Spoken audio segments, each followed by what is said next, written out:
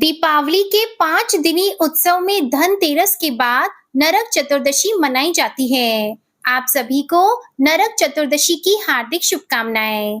आज सुनिए नरक चतुर्दशी के दिन सुनी जाने वाली सभी पौराणिक कथाएं। कार्तिक मास के कृष्ण पक्ष की चतुर्दशी तिथि के दिन नरक चतुर्दशी का पर्व धूमधाम से मनाया जाता है। माना जाता है कि इस दिन दैत्य नरकासुर का वध हुआ था। तभी से नरक चतुर्दशी के रूप में इस दिन को मनाने की परंपरा चली आई है। धनतेरस के अलावा नरक चतुर्दशी के दिन भी यम दिया जलाया जाता है। माना जाता है नरक चतुर्दशी के दिन यम देव के नाम से दीप जलाने वाले व्यक्ति को यमलोक की यातनाएं नहीं भुगतनी पड़ती और मृत्यु के पश्चात होने वाले कष्टों से भी ऐसे मनुष्य बच जाते हैं। इसलिए हो सके तो आज नरक चतुर्दशी की रात को जब घर परिवार के सभी सदस्य सो जाएं, तो आप भी एक दिया यम देवता के नाम से जरूर जलाएं। नरक चतुर्दशी की पहली पौराणिक कथा के अनुसार नरकासुर को भौमासुर भी कहा जाता है। कृष्ण अपनी 8 पत्नियों के साथ सुखपूर्वक द्वारिका में रह रहे थे। एक दिन स्वर्गलोक के राजा देवराज इंद्र ने आकर उनसे प्रार्थना की कि हे कृष्ण, प्राग ज्योतिषपुर के दैत्यराज भौमासुर के अत्याचार से देवतागण त्राही त्राही कर रहे हैं। क्रूर भौमासुर ने वरुण का छत्र, अदिति के कुंडल और देवताओं की मणि छीन ली है और वह त्रिलोक विजयी हो गया है। इंद्र ने कहा, भौमासुर ने पृथ्वी के कई राजाओं और आम जनों की अति सुंदर कन्याओं का हरण कर उन्हें अपने यहाँ बंदी गृह में डाल रखा है। कृपया आप हमें बचाइए प्रभु।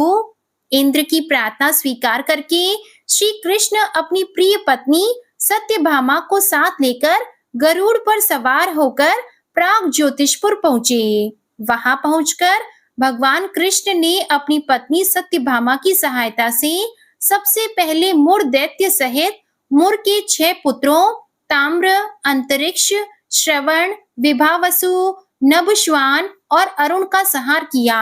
मुर दैत्य का वध हो जाने का समाचार सुनकर भौमासुर अपने अनेक सेनापतियों और दैत्यों की सेना को साथ लेकर युद्ध के लिए निकला। भौमासुर को स्त्री के हाथों मरने का श्राप था, इसलिए भगवान श्री कृष्ण ने अपनी पत्नी सत्यभामा को सारथी बनाया और घोर युद्ध के बाद अंत में कृष्ण ने सत्यभामा की सहायता से उसका वध कर डाला। इस प्रकार भौमासुर को मारकर श्री कृष्ण ने उसके पुत्र भगदत्त को अभयदान देकर उसे प्राग ज्योतिष का राजा बनाया। भगदत्त कौरवों की ओर से महाभारत युद्ध में लड़ता है। जिस दिन श्री कृष्ण ने भौमासुर का वध किया था, उस दिन कार्तिक माह की चतुर्दशी थी, इसलिए उसे नरक चतुर्दशी भी कहा जाता है। इस दिन श्री कृष्ण ने भौमासुर अर्थात नरकासुर का वध किया था और उसकी कैद से लगभग 16,000 महिलाओं को मुक्त कराया था। इसी खुशी के कारण दीप जलाकर उत्सव मनाया जाता है। अब सुनिए नरक चतुर्दशी की दूसरी पौराणिक कथा। इस दिन दक्षिण भारत में वामन पूजा का भी प्रचलन है। कहते हैं कि इस दिन राजा बलि महाबली को भगवान विष्णु ने वामन अवतार में हर साल उनके यहाँ पहुँचने का आशीर्वाद दिया था। इसी कारण से वामन पूजा की जाती है। अनुसर राज बलि बोले, हे भगवान, आपने कार्तिक कृष्ण त्रयोदशी से लेकर अमावस्या की अवधि में मेरी संपूर्ण पृथ्वी नाप ली है, इसलिए जो भी व्यक्ति मेरे राज्य में चतुर्दशी के दिन यमराज के निमित्त दीप दान करेगा, उसे यम यातना नहीं होनी चाहिए। और जो व्यक्ति इन तीनों दिनों में दीपावली का पर्व मनाए, उनके घर को लक्ष्मी जी कभी न छोड़ें, ऐसे वरदान दीजिए। यह प्रार्थना सुनकर भगवान वामन बोले, राजन, ऐसा ही होगा, तथास्तु। भगवान वामन द्वारा राजा बलि को दिए इस वरदान के बाद से ही नरक चतुर्दशी के दिन यमराज के निमित्त व्रत, पूजन और दीपदान का प्रचलन आरंभ हुआ। नरक चतुर्दशी की तीसरी पौराणिक कथा के अनुसार रंती देव नामक एक धर्मात्मा राजा थे। उन्होंने अनजाने में भी कोई पाप नहीं किया था। फिर भी जब मृत्यु का समय आया तो यमदूत उन्हें नरक ले जाने के लिए आ धमके। राजा ने कहा कि आप मुझ पर कृपा करें और बताएं कि मेरे किस अपराध के कारण मुझे नरक जाना पड़ रहा है।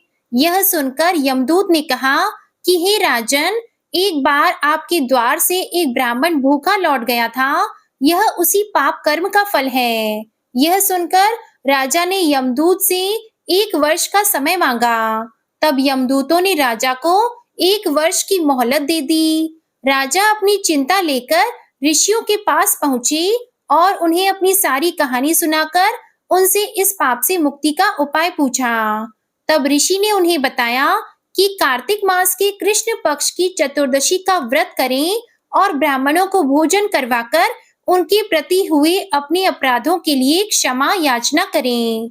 राजा ने वैसा ही किया जैसा ऋषियों ने उन्हें बताया।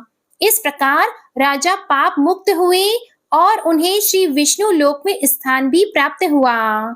उस दिन से पाप और नरक से मुक्ति हेतु भूलोक में कार्तिक चतुर्दशी के दिन व्रत का प्रचलन हुआ। माना जाता है कि नरक चतुर्दशी के दिन नरक जाने की पीड़ा से मुक्ति पाने के लिए नरक चतुर्दशी की सुबह सूर्योदय से पहले उठकर शरीर में तेल लगाकर अपामार्ग के पौधे सहित जल से स्नान किया जाता है और शाम के समय यमराज को प्रसन्न करने के लिए दीपदान भी किया जाता है, जिसे यम दीपक कहते हैं। यम दीपक वैसे तो आप धनतेरस की रात को भी जला सकते हैं।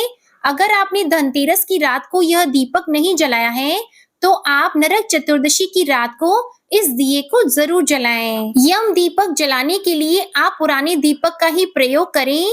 नया दीपक कभी भी यम दिए के लिए प्रयोग नहीं किया जाता। अगर पुराना दीपक ना हो तो फिर आप मिट्टी का या आटे का दिया भी बना सकते हैं।